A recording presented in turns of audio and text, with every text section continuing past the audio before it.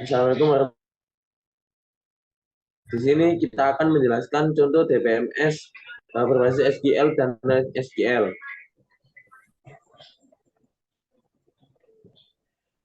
Perkenalkan, nama saya Anwar Maulana Ramadan dengan NIM 14823000061. Dan saya Muhammad Hildani Dayat Putra dengan NBI 14823.079. Dan saya Sedia Rega Luka Saputra dengan NBI 14823000081.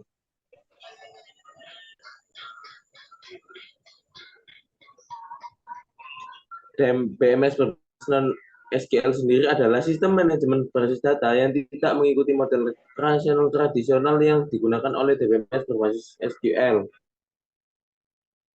Menangani volume data yang besar, struktur data yang fleksibel, dan skala yang tinggi. DBMS non-SQL mendukung berbagai model data termasuk key value. Contohnya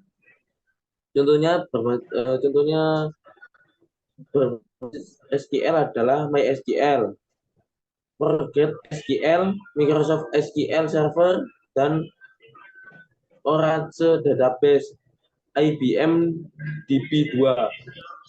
DBMS berbasis non-SQL sendiri meliputi contohnya MongoDB, Cassandra, Redis, Elasticsearch, Couchbase.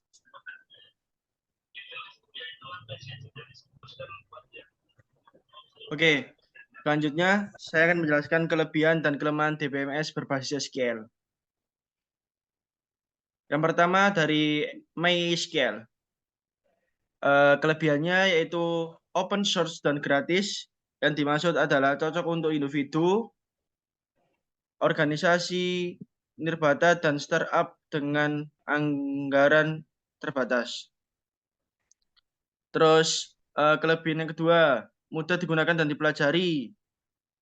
Ini memiliki sintak yang mudah dipahami dan banyak tutorial online-nya juga.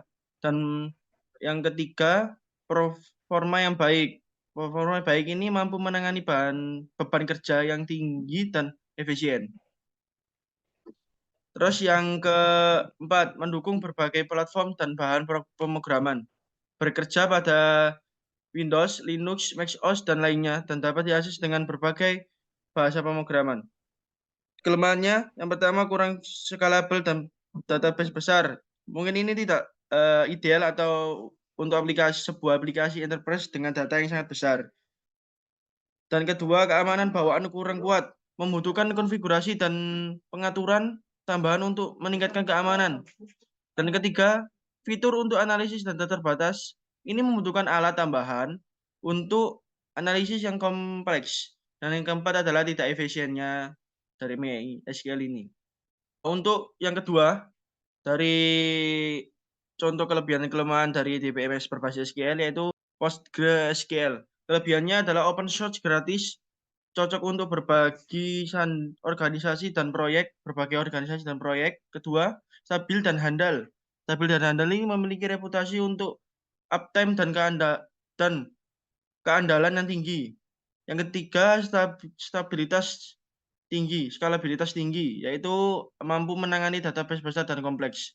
Yang keempat, fitur bawaan untuk analisis data yang lengkap. Ini dapat mendukung berbagai keamanan termasuk enkripsi data dan analytics multifaktor. Yang kelemahan dari PostgreSQL ini adalah kurangnya dokumentasi yang mudah dipahami karena ini rumit bagi pemula-pemula. Kurangnya populer dibandingkan MySQL. Hal ini karena memiliki komunitas yang lebih kecil dibandingkan MySQL.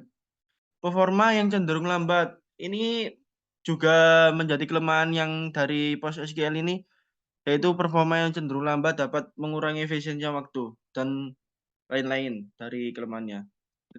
Ketiga, Microsoft SQL Server. Kelebihan, dapat performa yang tinggi, mampu menangani beban kerja yang baik dengan efisien, skalabilitas yang tinggi, mendukung database besar dan kompleks.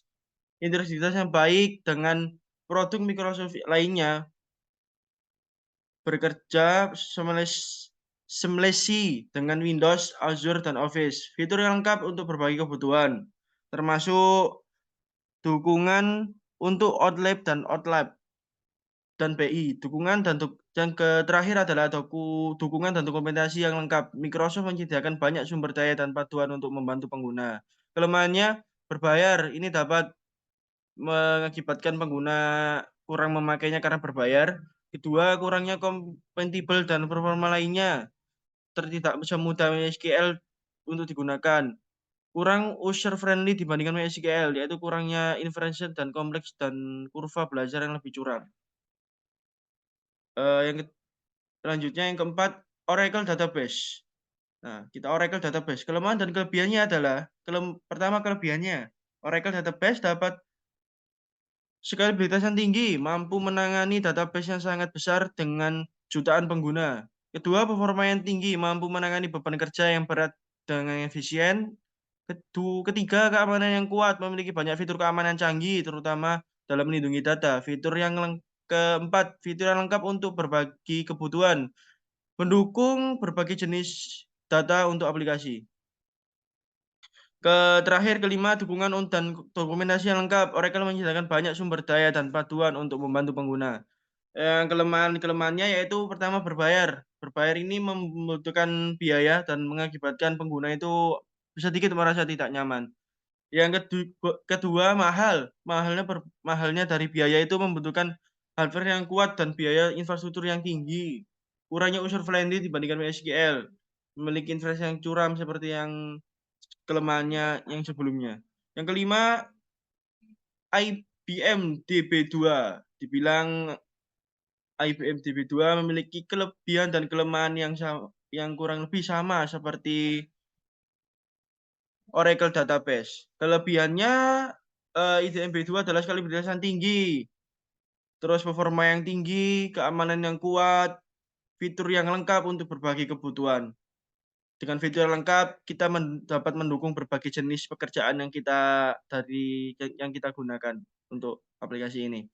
Dukungan dan dokumentasi yang lengkap dapat membantu pengguna dalam mencari fitur-fitur yang ada di dalamnya. Kelemahan-kelemahannya yaitu berbayar, mahal, kurang user friendly dibandingkan MySQL seperti sebelum-sebelumnya.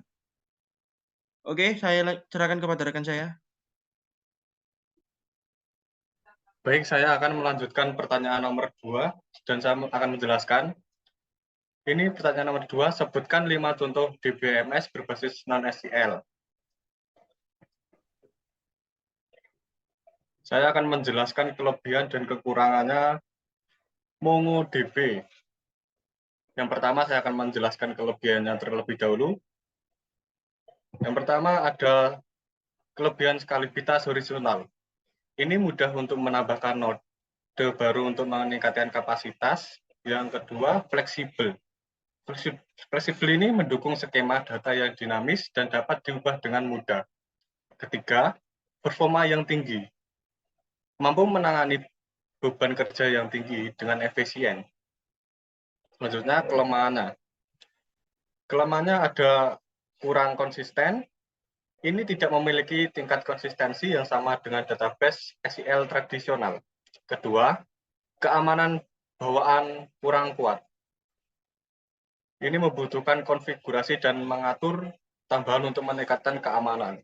Ketiga, fitur bawaan untuk analisis data terbatas. Ini juga membutuhkan alat tambahan untuk analisis data yang kompleks. Cassandra ini DBMS berbasis non-SQL, saya akan menjelaskan lagi kekurangannya dan kelebihan. Yang pertama, skabilitas tinggi. Ini mampu menangani database yang sangat besar dengan jutaan pengguna. Kedua, performa yang tinggi. Mampu juga menangani beban kerja yang berat dengan efisien. Ketiga, ketersediaan tinggi. Program ini dirancang untuk toleransi kesalahan dan optim yang tinggi. Konsistensi kuat, memberikan tingkat konsistensi yang tinggi untuk data. Yang terakhir, fitur bawaan untuk analisis data. Ini mendukung Cassandra Query Language atau disingkat CQL untuk analisis data. Kelemahannya, kompleksitas, memiliki kurva belajar yang lebih curam. Lalu kesulitan dalam menjelaskan query kompleks. Tidak dirancang untuk query yang rumit. Ketiga yaitu ada Redis. Kelebihannya performa yang tinggi. Mampu menangani jutaan permintaan per detik. Kedua, sederhana. Mudah digunakan dan dipelajari. Ketiga, skalibilitas horizontal. Mudah untuk menambahkan node baru untuk meningkatkan kapasitas. Keempat, fitur yang kaya. Mendukung berbagai jenis data dan struktur data. Kelima, komunitas yang besar. Dukungan komunitas yang luas dan banyak sumber daya online. Ada kelemahannya. Yang pertama, kurang konsisten. Tidak memiliki tingkat konsistensi yang sama. Kedua, keamanan bawaan kurang kuat. Ini membutuhkan konfigurasi dan pengaturan tambahan untuk meningkatkan keamanan. Ketiga, fitur bawaan membutuhkan alat tambahan untuk analisis data yang kompleks. Next, Elasticsearch. Ini DBMS NoSQL. Kelebihannya pencarian yang cepat dan relevan. Ini dirancang untuk pencarian teks dan full teks yang cepat dan relevan. Kedua, skalibilitas tinggi. Mampu menangani volume data yang besar dengan jutaan pengguna. Ketiga, analisis data yang kaya. Mendukung berbagai alat dan plugin untuk analisis data. Fitur yang kaya. Mendukung berbagai jenis data dan struktur data. Yang terakhir, komunitas yang yaitu dukungan komunitas yang luas dan banyak sumber daya online. Selanjutnya kelemahannya. Kelemahannya ada kompleksitas. Kompleksitas memiliki kurva belajar yang lebih curam dibandingkan dengan database non-SQL lainnya. Kedua, kurang user-friendly. Ini memiliki interface yang kompleks dan kurang intuitif. Dan terakhir, biaya. Biaya interface bisa mahal. Ini yang terakhir dari DBMS berbasis non-SQL, yaitu COSBase. COSBase memiliki kelebihan yang pertama, skalibilitas horizontal, yaitu mudah untuk menambahkan node baru untuk meningkatkan kapasitas. Kedua, performa yang tinggi. Ini mampu menangani beban kerja yang tinggi dengan efisien. Ketiga, ketersediaan tinggi. Ini dirancang untuk toleransi kesalahan dan optik yang tinggi. Ini yang terakhir, kompleksitas. Kompleksitas memiliki kurva belajar yang lebih curam dibandingkan dengan database non-SQL lainnya. Kedua, versi interface bisa mahal. Yang ketiga, kesulitan dalam pengolahan cluster. Yang terakhir, keterbatasan dalam query kompleks. Terima kasih atas perhatiannya. Mohon maaf kalau ada kesalahan. Wassalamualaikum warahmatullahi wabarakatuh.